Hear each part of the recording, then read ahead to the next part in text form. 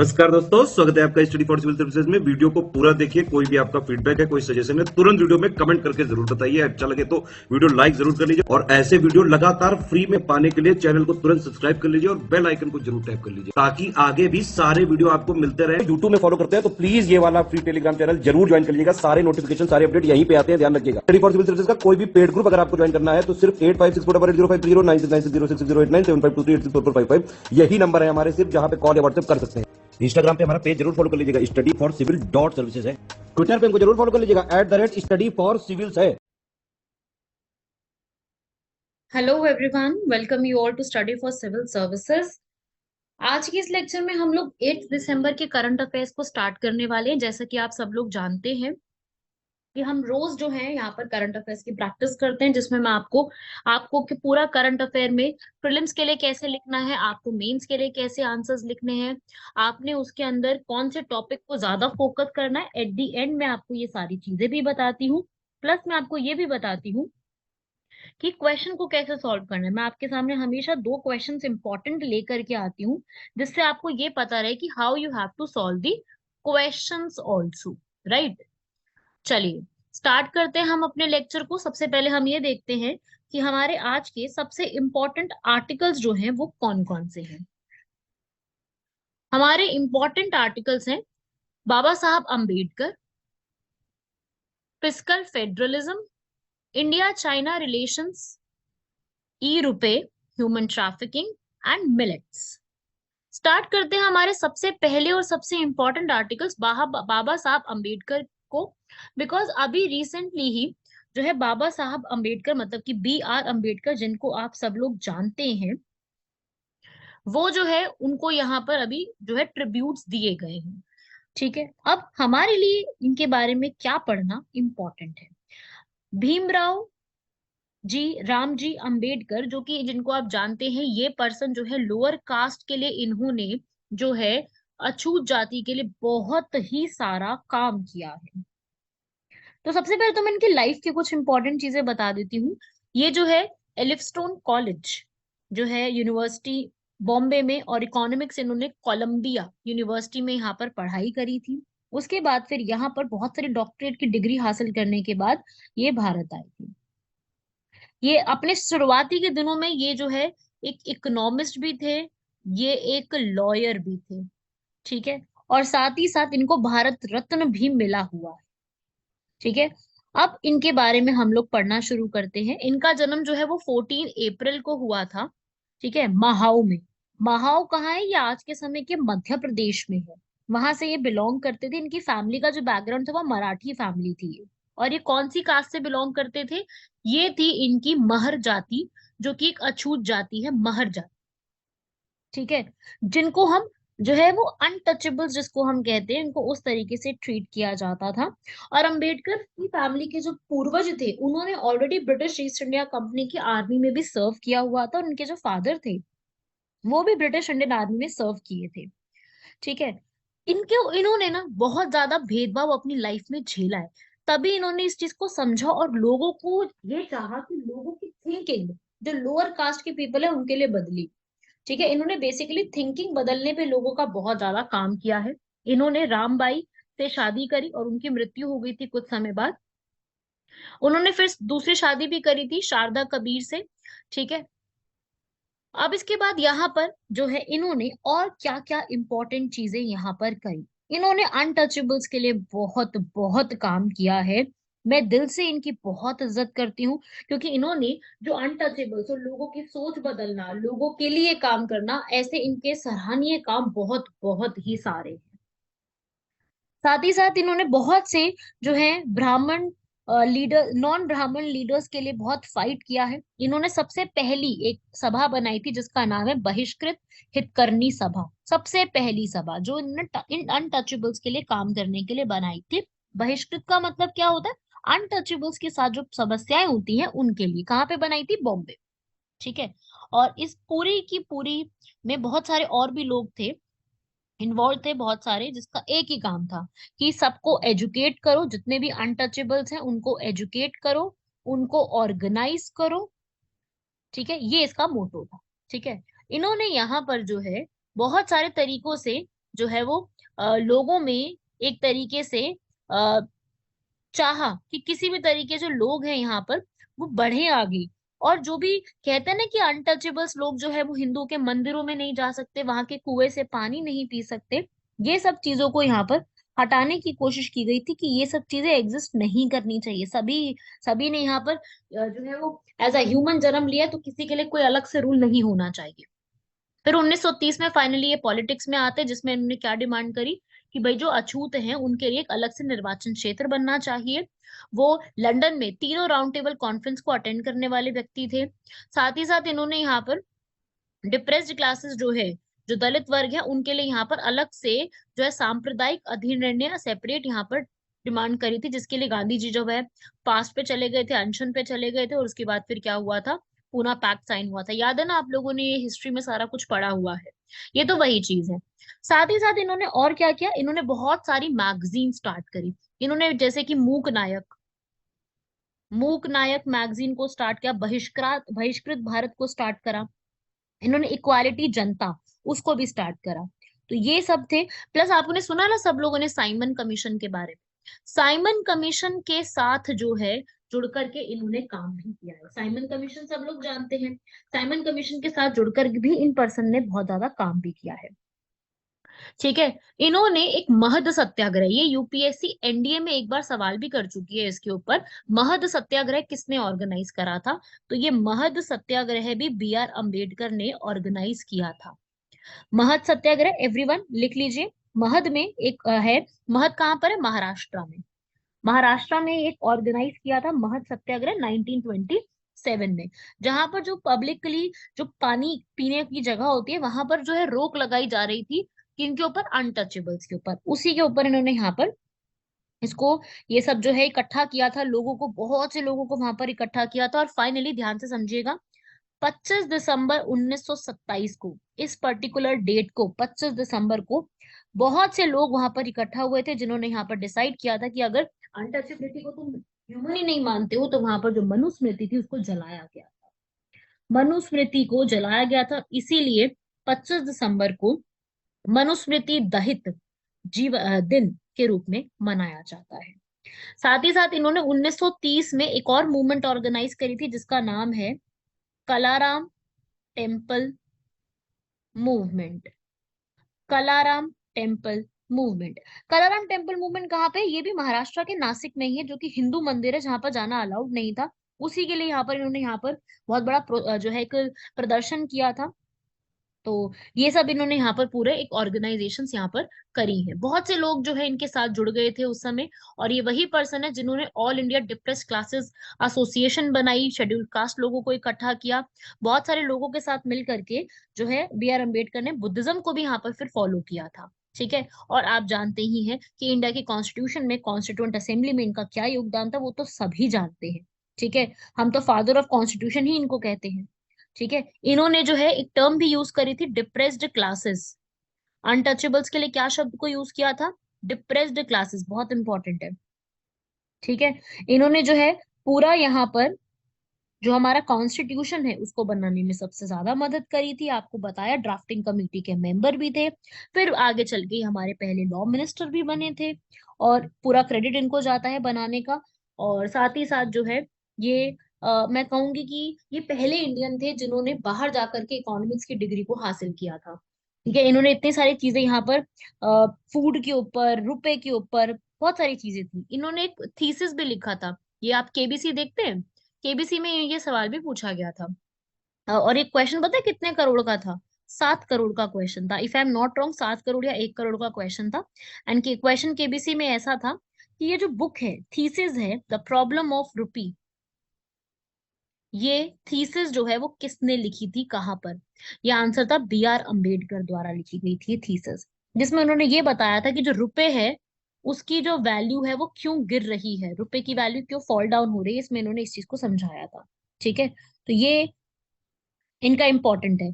साथ ही साथ इन्होंने जो हमारी आर्टिकल 280 में लिखी हुई है फाइनेंस कमीशन, जो कि हमारे प्रेसिडेंट द्वारा स्थापित की जाती है, ये फाइनेंस कमीशन को बनाने के लिए पहली बार जो आइडिया दिया था वो भी इन्होंने ही दिया था। और पहले फाइनेंस कमिश्नर हमारे कौन बने थे, केसी नियोगी, याद रखिएगा इन चीजों को। तो इन्होंने बहुत सारी चीजें यहाँ पर कही हैं। ठीक है। और जो हमारा आरबीआई है, रिजर्व बैंक ऑफ इंडिया, इसकी हिस्ट्री आप लोगों ने पढ़ी होगी तो आपको पता होगा कि आरबीआई जो है वो यहाँ पर हिल्टन यंग कमीशन जो है वो आई थी भारत में, उन्होंने बनाने के लिए कहा था। उनके साथ कौन काम कर रहे थे? बी आर अम्बेडकर, जिन्होंने इसकी आइडिया जो है हिल्टन यंग कमीशन को दिया था। समझ गए सब लोग? और फिर जो है इनकी फर्स्ट वाइफ की डेथ होने के बाद सेकंड वाइफ से जब इन्होंने यहाँ पर शादी करी थी, और इनकी भी खुद की भी काफी ज्यादा तबीयत जो है उस समय खराब होने लग गई थी। ठीक है। सो ये सब आप यहाँ पर याद रखिएगा। बाद में जाकर के जो है इन्होंने बुद्धिज्म जो है उसमें अपने आप को इन्होंने कन्वर्ट भी किया था। ठीक है। साथ ही कई जगह पे घूम फिर जो है वो टूर करके आए थे, जैसे कि सिलोन गए थे। सिलोन क्या है? आज के समय का श्रीलंका। श्रीलंका भी गए थे, जहां पर इन्होंने बुद्धिस्ट की मीटिंग को भी अटेंड किया था, तो बुद्धिज्म को ये काफी ज्यादा मानने लग गए थे। सो ये सब याद रखिएगा। इन्होंने काफी सारी चीजों में मदद करी है। इन्होंने अनटचेबिलिटी एक्ट ये बनाया है यहाँ पर। और 6 दिसंबर को हम क्या सेलिब्रेट करते हैं? भीमराव अंबेडकर जो है, इन्होंने इतना ज्यादा जो है यहाँ पर कंट्रीब्यूट किया है, उसके लिए हम यहाँ पर इसको मानते हैं। क्लियर हुआ सबको यहाँ तक? तो ये था हमारा बी आर अम्बेडकर के बारे में सारे इंपॉर्टेंट चीजें जो आपको पता होनी चाहिए। दादा साहब अम्बेडकर के नाम पर भारत में बहुत सारी चीजें यहाँ पर चल रही है, इनके ऊपर डॉक्यूमेंट्री भी है। अगर आपको कभी भी समय मिले तो जरूर इनकी डॉक्यूमेंट्री पर देखिएगा, बहुत कुछ सीखने को मिलेगा आपको। मैंने भी देखी है, और बहुत अच्छी डॉक्यूमेंट्री है। बहुत ही सराहनीय व्यक्ति थे। चलिए नेक्स्ट आर्टिकल की तरफ बढ़ते हैं। नेक्स्ट आर्टिकल है fiscal federalism.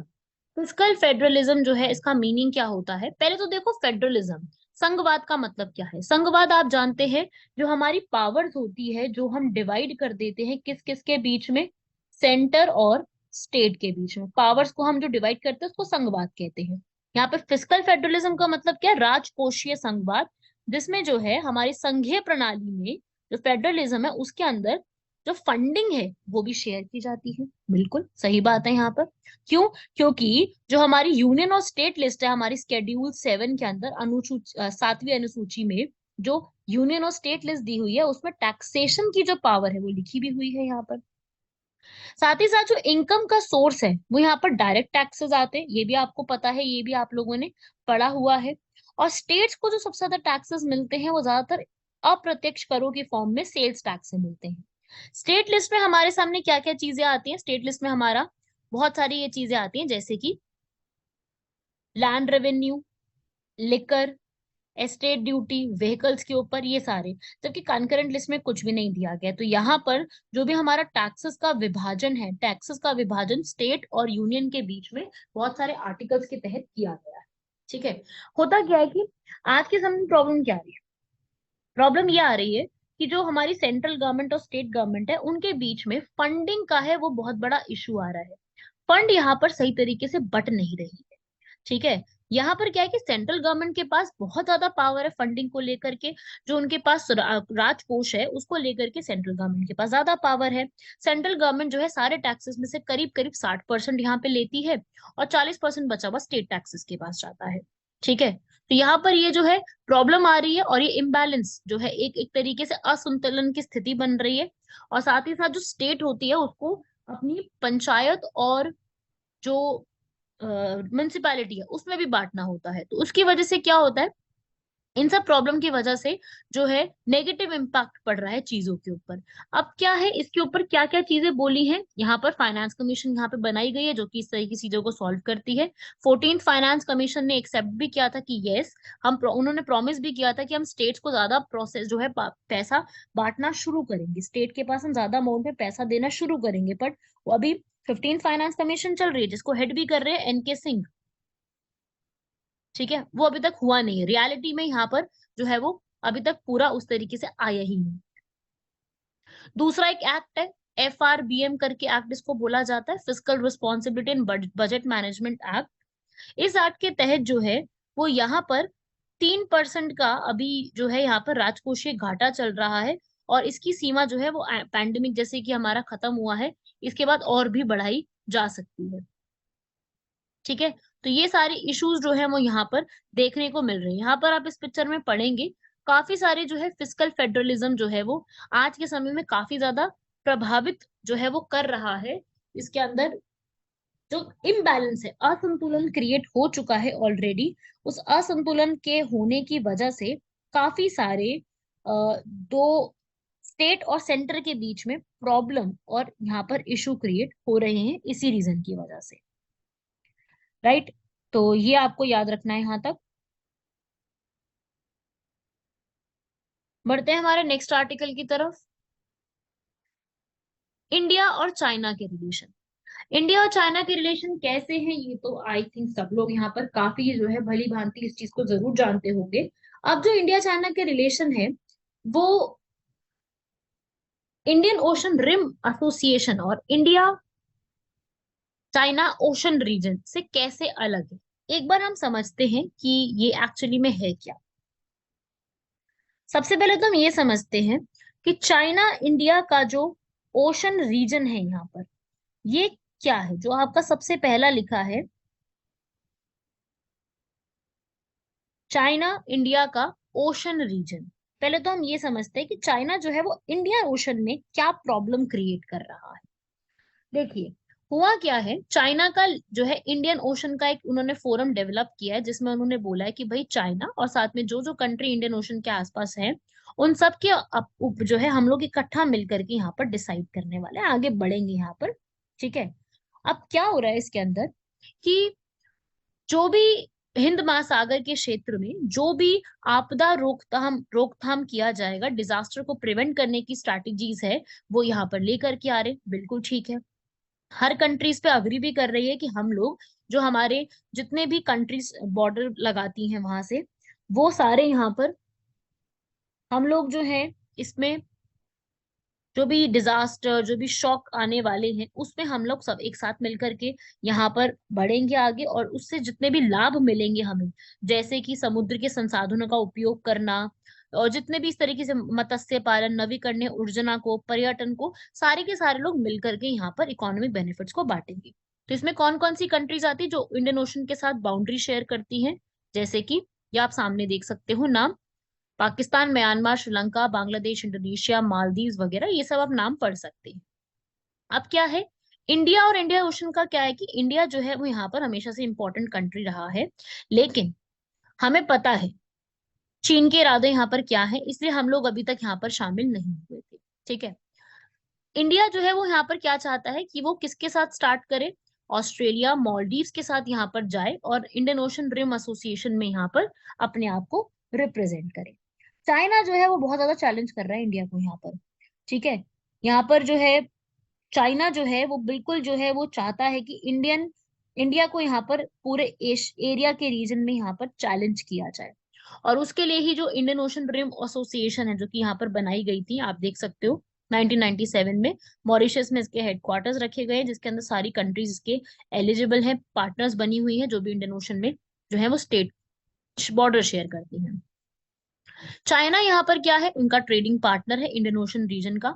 Indian ocean reason जहां पर सबसे ज्यादा चाइना जो है, चाइना का ट्रेड सबसे ज्यादा होता है मलक्का स्ट्रेट से, होर्मुज, स्विस कैनाल, इन सब जगह से यहाँ पे जाता है, जहां पर क्रूड ऑयल जो है वो मलक्का स्ट्रेट सबसे बिजी स्ट्रेट में से काउंट की जाती है, ठीक है। तो यहाँ पर भी किया जाता है, और साथ में इंडिया को काउंटर करने के लिए चाइना जो है वो किसका साथ दे रहा है, श्रीलंका का। यहाँ पर उन्होंने श्रीलंका का हम्बनटोटा पोर्ट और ये ग्वादर पोर्ट पाकिस्तान का ये हासिल करा है। आप लोगों को मैं ये बताती हूँ, स्ट्रिंग ऑफ पर्ल्स की पॉलिसी है यहाँ पर एक। स्ट्रिंग ऑफ पर्ल्स की पॉलिसी क्या कहलाती है भाई, मैं आपको यहाँ पर मैप में बना के दिखाती हूँ एक बार। इसको मैं ना आपको यहाँ पर एक बार ड्रॉ करके बता देती हूँ, सो दैट आपको यहाँ पर पूरा क्लियर हो जाएगा कि मैं किस चीज की बात कर रही हूँ। यहाँ बना रही हूँ, क्या है कि हमारा ये है इंडिया, राइट, ठीक है। अगर अच्छा इंडिया नहीं बन पाया तो उसके लिए माफी है, पर हम इंडिया एक बार यहाँ पर देखेंगे। इधर है श्रीलंका, यहाँ पे पाकिस्तान, ठीक है, यहाँ पे है चाइना। अब चाइना पता है क्या कर रहा है, चाइना यहाँ पर इधर का हम्बनटोटा, यहाँ पे ग्वादर, काशगार से ग्वादर, यहाँ हम्बनटोटा, और बाकी अलग अलग यहाँ पे बांग्लादेश में, सिशल्स में, हर जगह पे अलग अलग रीजन के अंदर जो है वो इंडिया को घेरने की कोशिश कर रहा है, और उस पॉलिसी को हम कहते हैं स्ट्रिंग ऑफ पर्ल्स। चाइना जो यहाँ पर घेरने की कोशिश कर रहा है उसको हम कहते हैं स्ट्रिंग ऑफ पर्ल्स, ठीक है। अब इसमें इंडिया काउंटर करने के लिए कौन सी थ्योरी अपना रहा है, नेकलेस ऑफ डायमंड्स की थ्योरी, ठीक है, वो अलग से थ्योरी है। चलो खैर ये तो थ्योरी है, अभी तो इसके ऊपर कुछ हुआ नहीं है, तो अलग से थ्योरी चल रही है। तो ये सब जो थ्योरीज आप देख रहे हो, ये सारी चीजें चाइना जो है वो यहाँ पर इंडियन ओशन रीजन को कॉन्कर करने के लिए पूरा एक रीजन यहाँ पे बना रही है आसपास में, ताकि क्या करें कि वो श्रीलंका और पूरा इंडिया को घेरना शुरू करे। चाइना की जो मिलिट्री शिप्स है, वो ट्रैकिंग वेसल्स है, सबमरीन्स है, वो यहाँ पर बहुत ज्यादा पोर्ट्स में भी आ रही है। तो ये सब प्रॉब्लम है। और क्या है यहाँ पर, जब अभी कोविड-19 आया तो बहुत सारी आइलैंड कंट्री, जैसे कि हमारे सामने एग्जांपल है मॉरिशियस, मालदीव्स, सेशेल्स, श्रीलंका, यहाँ पर क्या है, बहुत जबरदस्त उनको प्रभावित हुए हैं, बिल्कुल हुए हैं वो प्रभावित। और साथ ही साथ भारत जो है उनको सहयोगी की भूमिका यहाँ पर भारत ने निभाई भी, कोविड वैक्सीन की वैक्सीनेशन भी वहां पर पहुंचाई है। ठीक है, चीन के साथ हम लोगों को जो है कंपटीशन नहीं करना, हमें क्या करना है, हम इस रीजन के अंदर जो है लोगों जो कंट्रीज है उनका सपोर्ट गेन कर सकते हैं। हमें चाइना के साथ कोई कंपटीशन नहीं लड़ना है इसके अंदर, लेकिन यस, हमें यहाँ पर अपनी बॉर्डर को सिक्योर करना पड़ेगा। हमारा बॉर्डर जो कि 7516.6 किलोमीटर जो है वो नेवी, मतलब पानी के साथ बॉर्डर शेयर करता है। तो इन सब के लिए हम लोगों को क्या करना पड़ेगा, हम लोगों को अपना यहाँ पर नेवी को बढ़ाने के लिए, नेवी के लिए अब हमें स्टेप भी यहाँ पर लेने पड़ेंगे। तो इंडिया और चाइना के जो है इंडियन ओशन रीजन में आज के समय में बहुत सारी प्रॉब्लम्स भी चल रही हैं, जो इंडिया चाहता है कि जो इंडियन ओशन के रीजन में प्रॉब्लम चल रही है उनको सॉल्व किया जाए। इसीलिए इंडिया ने क्या ग्रुपिंग बनाई थी, इसीलिए इंडिया ने क्वाड की भी ग्रुपिंग बनाई है, उसकी एक एक्सरसाइज भी होती है मालाबार। समझ रहे हो सब लोग, तो ये एक काफी इंपॉर्टेंट है इंडियन ओशन रिम एसोसिएशन। ठीक है, विदाउट इंडिया पहली बार जो है इसका मीटिंग भी की गई, जिसमें 19 कंट्री ने पार्टिसिपेट भी किया था। ठीक है, तो ये आप याद रखिएगा, यहाँ पर इंडिया ने पार्टिसिपेट नहीं किया है, चाइना ने इंडिया के बिना यहाँ पर जो है पूरी एक मीटिंग भी यहाँ पर कर दी, जिसमें ऐसा कहा गया कि चाइना ने इंडिया को इनवाइट भी नहीं किया था। चलिए नेक्स्ट बढ़ते हैं हमारे नेक्स्ट आर्टिकल की तरफ। नेक्स्ट आर्टिकल है हमारा, अब यहाँ पे बोला जा रहा है कि अब नई ई रुपए की फॉर्म में नई करेंसी यहाँ पर जो है वो लॉन्च की जाएगी। बजट 2022-23 का जो आएगा, उसमें यहाँ पर बोला, मतलब आया था जो, उसमें बोला गया था कि आरबीआई जो है अब से यहाँ पर ई रुपए की एक करेंसी जो है वो यहाँ पर लेकर आने वाली है।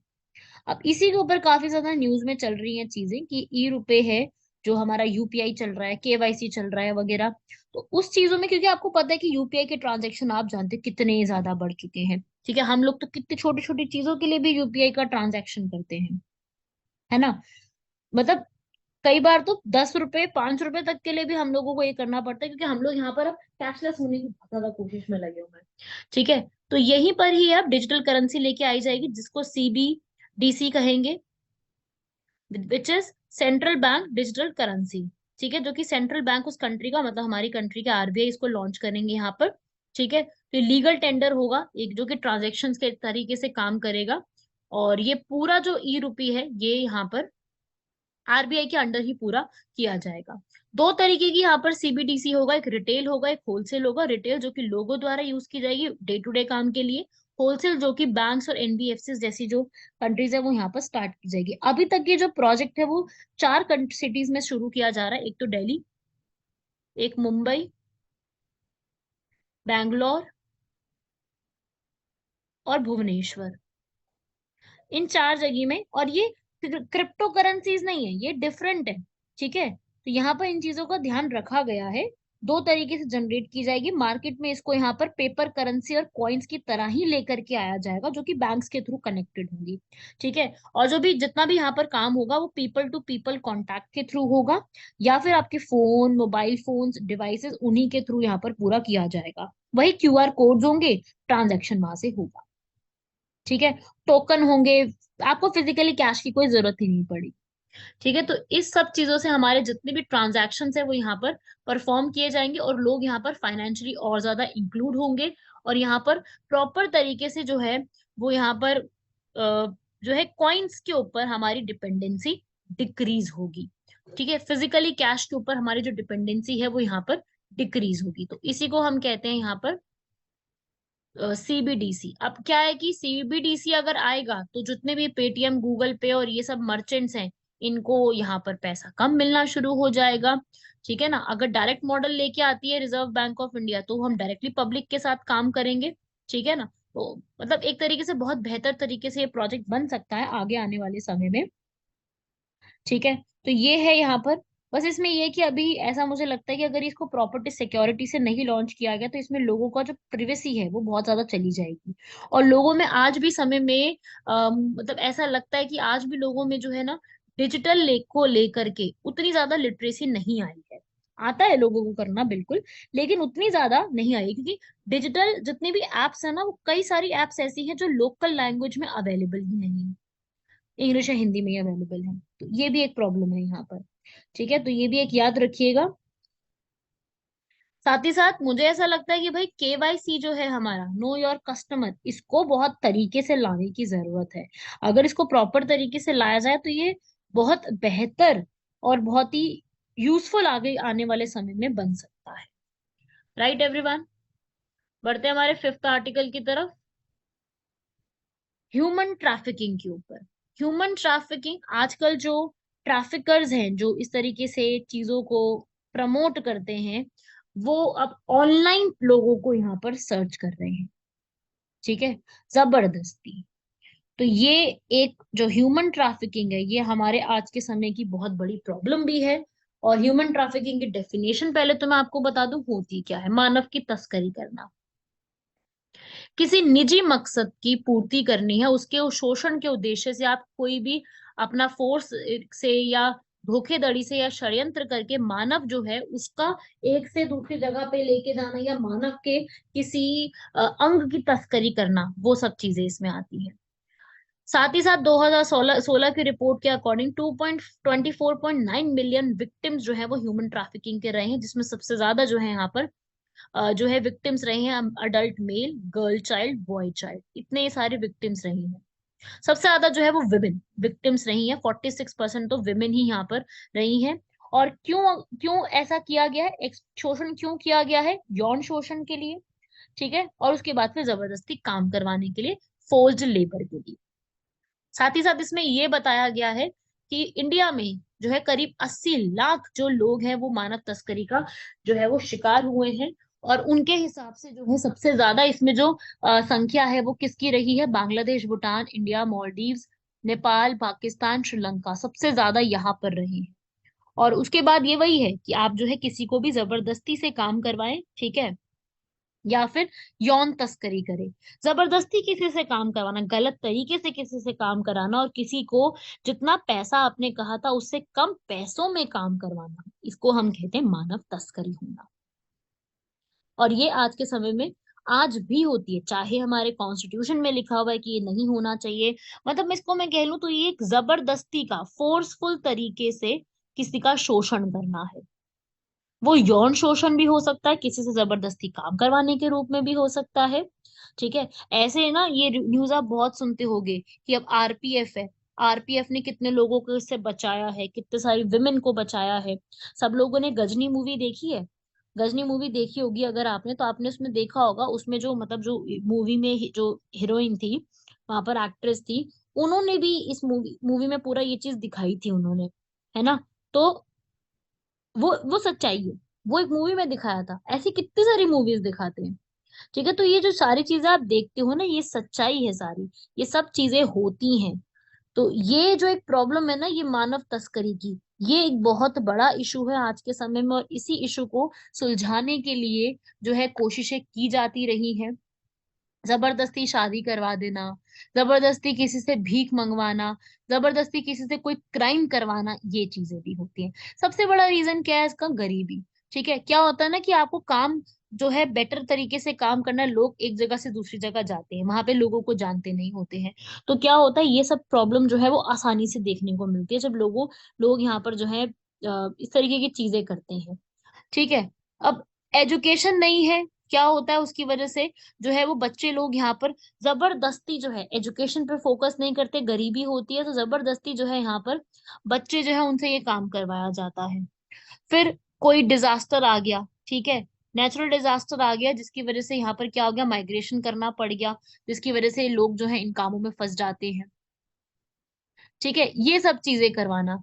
और साथ ही साथ बड़े शहरों में ये भी होता है कि रुपए कमाने का आसान तरीका क्या है, क्या कर लो, किसी को झूठा आश्वासन दे दो, कि लड़कियों से जो है शादी के लिए कहो, या फिर जो है बेसिकली गलत तरीके से जो है यहाँ पर इस्तेमाल किया जाता है लोगों का, वही आपको यहाँ पर देखने को मिलेगा। ठीक है, चाहे हमारे कॉन्स्टिट्यूशन में ये चीज साफ साफ लिखी हुई है, आर्टिकल नंबर 24 में साफ साफ ये चीज मेंशन है कि ये चीज नहीं होनी चाहिए, पर फिर भी आप देखते हो, सॉरी आर्टिकल 23 में है ये, आर्टिकल 24 में चाइल्ड लेबर है, आर्टिकल नंबर 23 में ये भी लिखा हुआ है, पर फिर भी ये चीज बहुत ज्यादा अमाउंट में की जाती रही है। राइट, बढ़ते हैं हमारे आगे इसी के अंदर ही और कंप्लीट करते हैं इसको। ह्यूमन ट्रैफिकिंग के ऊपर भी आपका सवाल किया जा सकता है सीधा ही। बेसिकली ना क्या है, भारत के अंदर ना बहुत ज्यादा स्ट्रिक्ट लॉज है। अगर भारत में इस पूरे के ऊपर अगर बहुत जबरदस्त कोई लॉज हो, तो उससे क्या होगा ना कि ये चीजें बचाई जा सकती है इन फ्यूचर। पर बात क्या है कि इसके ऊपर बहुत ज्यादा स्ट्रिक्ट लॉज नहीं। लॉ तो है, बिल्कुल है, सरकार इसको मना भी करती है, हर तरीके से रोकती है, पर स्ट्रिक्ट नहीं है। इसके ऊपर जब तक किसी को सजा नहीं दी जाएगी ना, तब तक कुछ फायदा नहीं है। इस पे सजा नहीं है प्रॉपरली। तो एक बार अगर इस पे कोई सजा मिल जाती है, तो सजा मिलने के बाद ही बहुत आसान हो जाएगा कि इसके ऊपर हम चीजों को रोकथाम इसकी कर सके। राइट, तो यही है यहाँ पर, इसको भी आप याद रखिएगा। ये सब चीजें आपसे पूछी जा सकती है इस पूरे टॉपिक के ऊपर। ये क्या है, इसका रीजन क्या है, इसमें क्या क्या चीजें होती हैं, ये सब आपसे इसके ऊपर सवाल किया जाता है। इसके ऊपर काफी सारी कॉन्फ्रेंस भी कंडक्ट हुई हैं, बहुत सारे नए नए प्लान्स कंडक्ट किए गए हैं। बट वही है, जब तक इसको पूरी तरीके से इम्प्लीमेंट नहीं किया जाएगा और सरकार ये कोशिश नहीं करेगी कि हमें इसको की रोकथाम किसी भी प्रकार से करनी है, तब तक ये फायदा नहीं है इसका। ठीक है, अब तो आज के समय में हमारे पास इतनी हेल्पलाइन नंबर है, हमारे पास इतना कितनी सारी चीजें हैं, लोकेशन शेयर करने की चीजें हैं, हमारे पास इतने सारे लॉज हैं, हमारे पास इतनी सारी जानकारी है, पर फिर भी आज के समय में ये चीज दिखती ही है। ऐसा नहीं कि ये चीज खत्म हो गई, दिखती आज भी है ये चीज।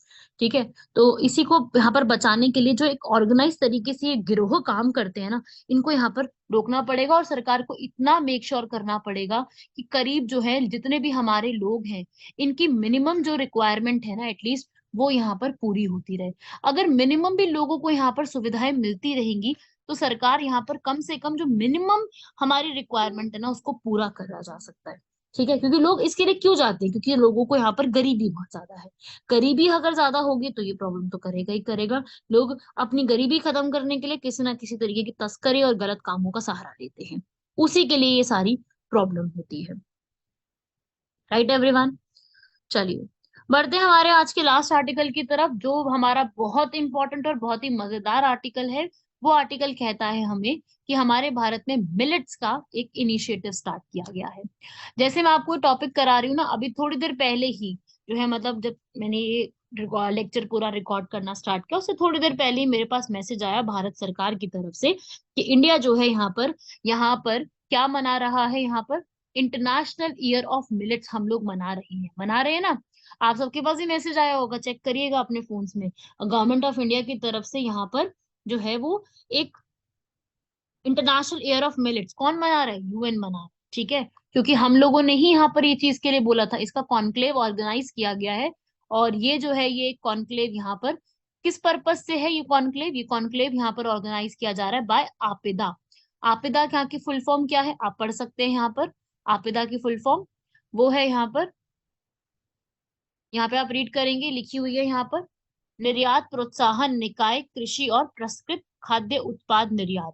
ये यहाँ पर इसको बनाया गया है, जिसका ऑब्जेक्टिव क्या है, इसका ऑब्जेक्टिव इकलौता यही है कि हमारे भारत के अंदर जो मिलेट्स है उसको हम किस तरीके से बेहतर बना सकते हैं। उसके जो पूरी उसका ऑब्जेक्टिव यही है कि हम मिलेट्स को यहाँ पर उसकी ग्रोथ को बढ़ा सकते हैं। ठीक है, इसमें क्या होगा कि जितने भी भारत की 21 मिलेट प्रोड्यूसिंग स्टेट्स हैं, जो यहाँ पर पूरे एरिया में बाजरा गेहूं इन सबको प्रमोट करती हैं, उनको ही यहाँ पर प्रमोशन दिया जाएगा। ठीक है, तो इस पूरे का ऑब्जेक्टिव ही इतना है कि जो है कॉमर्स मिनिस्ट्री यहाँ पर ये सब चीजें लेकर के आए और मिलेट्स को यहाँ पर इंपोर्ट करे। हम क्यों चाहते हैं मिलेट्स को इतना प्रमोट करना, अब ये तो आपको पता लग गया कि चलो हाँ मिलेट्स को प्रमोट करना बहुत अच्छी चीज है, पर मिलेट्स को ही क्यों प्रमोट करना है। मिलेट्स, इसमें ऐसी क्या खास बात है कि हमें मिलेट्स को प्रमोट करना चाहिए? हम यहाँ पर इसलिए चाहते हैं मिलेट्स को प्रोड्यूस करना, आज के समय में नाइजीरिया, चाइना, इंडिया, काफी लोग हैं यहाँ पर जो प्रोड्यूस कर रहे हैं।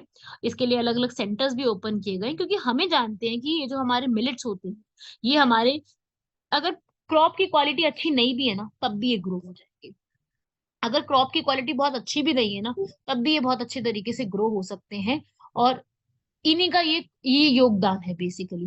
ठीक है, ये योगदान की वजह से यहाँ पर हम जो है वो चाहते हैं कि इंडिया जो है वो यहाँ पर जो मिलेट्स को प्रोड्यूस करने में हमेशा टॉप रहा है। और भारत के अंदर मैं बात करूँ तो राजस्थान, महाराष्ट्र, कर्नाटका, गुजरात और मध्य प्रदेश, ये यहाँ पर ज्यादा टॉप पे रहे हैं। ठीक है, तो इनको ही यहाँ पर क्या करना है, इनको यहाँ पर इसी चीज को ग्रो करने के लिए यहाँ पर स्टेप्स लिए जा रहे हैं। क्लियर हुआ यहाँ तक? तो ये मिलेट्स के बारे में सारी इंफॉर्मेशन मैं आपको दे रही हूँ इधर, कि मिलेट्स जो है वो यहाँ पर कैसे और ग्रो कर सकते हैं। तो बस वही है, क्योंकि मिलेट्स जो है वो ग्रो करने के लिए बहुत ज्यादा कंडीशंस नहीं चाहिए होती है। मिलेट जो है वो यहाँ पर क्लाइमेट को लेकर के अगर ध्यान में रखूँ ना, तो क्लाइमेट के लिए बहुत बढ़िया चीज है। क्लाइमेट अपने आप में जो है काफी क्लाइमेट फ्रेंडली है मिलेट, इसलिए इसकी जरूरत है। और बहुत फाइबर रिच भी होता है, कैल्शियम, आयरन, इसमें काफी सारे फाइबर्स भी होते हैं। क्लियर हुआ सबको यहाँ तक? पूरे आर्टिकल्स क्लियर हो गए सबको? अब आते हैं हम लोग क्वेश्चन की तरफ।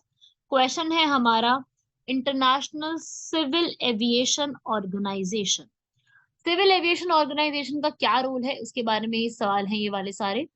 सिविल एविएशन जो है हमारी, ये जो ऑर्गेनाइजेशन है, इसमें क्या इंपॉर्टेंट रोल है इसका, देखते हैं भाई। ये यूएन की स्पेशलाइज एजेंसी है, बिल्कुल सही बात, यूएन की स्पेशलाइज एजेंसी है जो कि एयर नेविगेशन के लिए काम करती है। 1947 में बनाई गई थी, जिसके हेडक्वार्टर्स मॉन्ट्रियल कनाडा में है।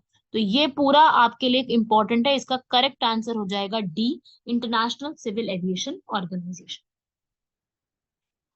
राइट, ये किस लिए काम करती है? ये काम करती है जितनी भी यहाँ पर सिविल एविएशन के जितना भी क्रॉस बॉर्डर एविएशन होता है, उसके लिए पूरा काम करती है, ताकि सबकी सेफ्टी रहे, कोई एक्सीडेंट्स ना हो, कोई भी प्रॉब्लम क्रिएट ना हो पूरे के पूरे एरिया में।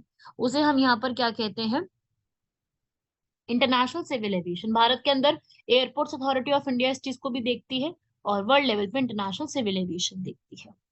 नेक्स्ट, एक इंडेक्स आया है जिसका नाम है नेशनल कोल इंडेक्स। इस पे हमारे सवाल है कि नेशनल कोल जो है, कोल इंडेक्स किस चीज के लिए काम करता है, या फिर इसका ऑब्जेक्टिव क्या है। तो देखिए, नेशनल कोल इंडेक्स जो है, ये बताता है कि कोल का लेवल जो है वो एक साल में कितना कितना चेंज हुआ है। तो नेशनल कोल इंडेक्स जो है वो प्राइस ऑफ कोल एक पर्टिकुलर मंथ में ये बताता है कि कितना कितना चेंज हो रहा है। ठीक है, बेस ईयर इसमें फिक्स कर दिया गया है। इसका जो बेस ईयर है वो क्या फिक्स कर दिया गया है, वो है 2017-18। इसी के तहत इसमें हर एक मंथ में कितना यहाँ पे चेंज आया है कोल की प्राइस में, ये बताता है, जो कि जून 2020 में स्टार्ट किया गया था। बिल्कुल सही इंफॉर्मेशन लिखी हुई है सारी, जो सामने लिखी हुई है। ठीक है, इसे ही हम कहते हैं यहाँ पर पूरा कोल। कोयला आपको जानते हैं सब लोग, भारत की 55% की जो एनर्जी नीड है, 55% की, यहाँ पे थोड़ा सा आप लिख लो, यहाँ पर 55% की जो एनर्जी नीड है हमारी, वो 55% कोयला ही पूरी करता है। कोयला जो है यहाँ पर बहुत अलग अलग प्रकार से इसके यूज किए जाते हैं, स्टील में, स्टील इंडस्ट्री में, ठीक है, और सीमेंट में, ग्लास में, केमिकल में, बहुत सारे होते हैं।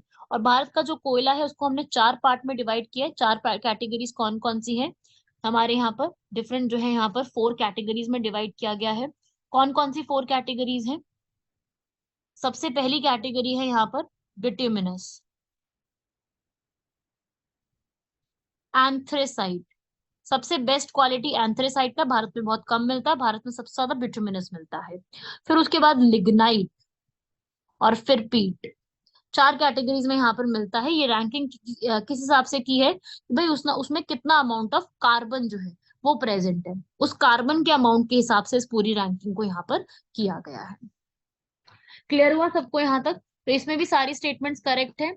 ये था हमारा पूरा आर्टिकल रिलेटेड टू आज के पूरे करंट अफेयर जितना हम लोगों ने पढ़ा है। सारे करंट अफेयर्स में सबसे ज्यादा जो इम्पोर्टेंट है, सारे इम्पोर्टेंट है वैसे तो, मिनट्स के ऊपर भी सवाल आ सकता है, पर सारे आज के जो आर्टिकल्स हमने पढ़े हैं वो ज्यादातर आपकी प्रिलिम्स जैसा जो हमारा एमसीक्यू बेस्ड होता है ना, उसके लिए ज्यादा इम्पोर्टेंट है। वही एक सबसे ज्यादा इम्पोर्टेंट है मेंस के रिस्पेक्ट में, और वो है हमारा जो इंडिया चाइना के रिलेशन है, जो आपने इंडिया चाइना रिलेशन पढ़े हैं वो आपके मेंस के एग्जाम के लिए लिखने के लिए पूछा जा सकता है। अदरवाइज जितने भी सारे हैं वो आपके लिए ज्यादातर किस में इंपॉर्टेंट रहेंगे, वो आपके ज्यादा इंपॉर्टेंट रहेंगे प्रीलिम्स के लिए। तो सारे लोग जो प्रीलिम्स की तैयारी कर रहे हैं वो इस चीज पूरे के पूरे यहाँ पर जो है टॉपिक को बहुत बेहतर तरीके से पढ़ लीजिएगा। इससे आपका क्वेश्चन आएगा ही आएगा, और ये सब कुछ आपसे पूछा जाता है। तो इन सबको आप कंप्लीट कर लीजिए। कोई भी आपको यहाँ पर डाउट हो तो कमेंट बॉक्स में लिख के मुझे बताइए। बाकी यहाँ पर मैंने पूरा एक्सप्लेन किया है सारी चीजों को। तो डेली अगर आप यहाँ पे सुनते हैं, करंट अफेयर्स को लिखते भी हैं, तो आपके लिए बहुत है कि आप पूरा यहाँ पर कंप्लीट कर सकेंगे। ठीक है, तो ये आप पूरा का पूरा कंप्लीट कर लीजिए। आई होप सब लोगों को यहाँ तक क्लियर हो गया होगा, सारी बातें यहाँ पर समझ में आ गई होंगी। तो नेक्स्ट क्लास में हम लोग मिलेंगे और करंट अफेयर्स के साथ, जिसमें हम लोग और नई नई चीजों को कवर अप करेंगे। थैंक यू एवरीवन, सबको यहाँ मुझे पूरे लेक्चर को बहुत ध्यान से सुनने के लिए। मिलेंगे आप लोगों से नेक्स्ट लेक्चर में, जिसमें हम लोग और नए क्वेश्चंस, नए करंट अफेयर्स, उनको पढ़ने का तरीका, उसमें से क्या पूछा जा सकता है, सवाल कहाँ से बन सकता है, उन सब के ऊपर और बात करेंगे। थैंक यू, जय हिंद।